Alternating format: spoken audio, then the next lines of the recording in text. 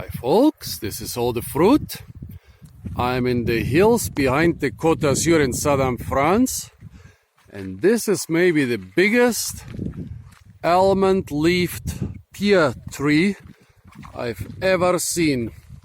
Well, the almond-leaved pear usually stays quite small, but here we are, well, in some plains around some old monastery.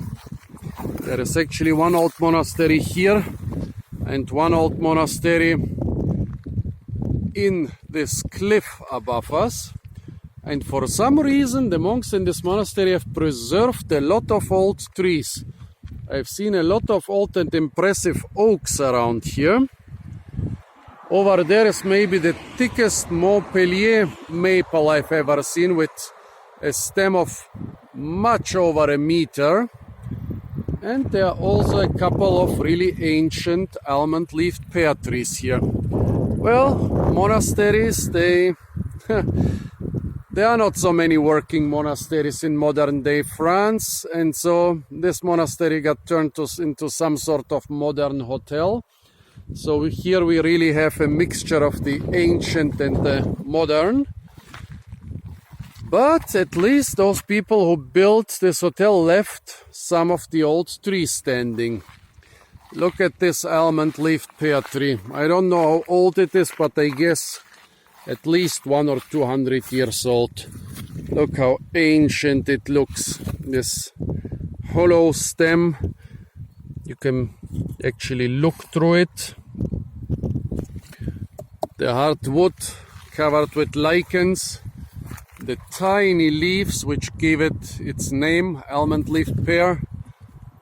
The long spines and the teeny tiny fruit. They are not ripe yet. I'm still gonna try one for the sake of the video. I know what they taste like.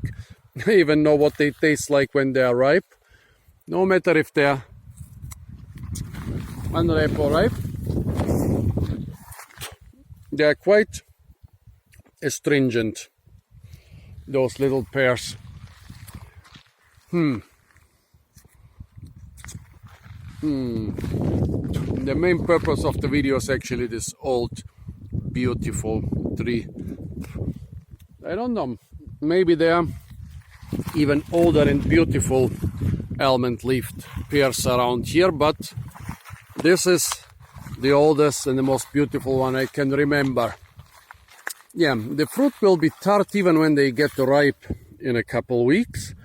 But somewhere in Sicily, I once found one tree which looked like a cultivar of Pyrus amygdaliformis. It had the leaves of Pyrus amygdaliformis, but quite nice sweet pears which turned brown and mushy when they got ripe. I wonder if something like this exists here in southern France. We have the almond-leaved pear in Bulgaria, but I've never found such a cultivar. Also here in southern France, well, they are not ripe, and also it's quite hard to try all the fruit when you are going around by car. But I would like to know if somebody has ever found the cultivar of Pyrus amygdaliformis with sweet edible pears. Here, this other pear tree, which is still a very old Pyrus amygdaliformis. Well, remember, Pyrus amygdaliformis grows a lot slower than Pyrus communis, so those trees might not be very big, but they are really old. But this one, a long time ago, the monks must have grafted Pyrus communis on top of Pyrus amygdaliformis. Well, this is not what I found in Sicily. In Sicily it was really a Pyrus amygdaliformis with edible fruit. And here there is a Pyrus communis grafted on top of Pyrus amygdaliformis. I can see at least 3 Pyrus communis branches which must be already several decades old. And if you compare, here is a fruit which fell from one of the grafted branches, and here is a fruit of Pyrus amygdaliformis, completely different. Well, I'm really happy that I was able to find those ancient trees here.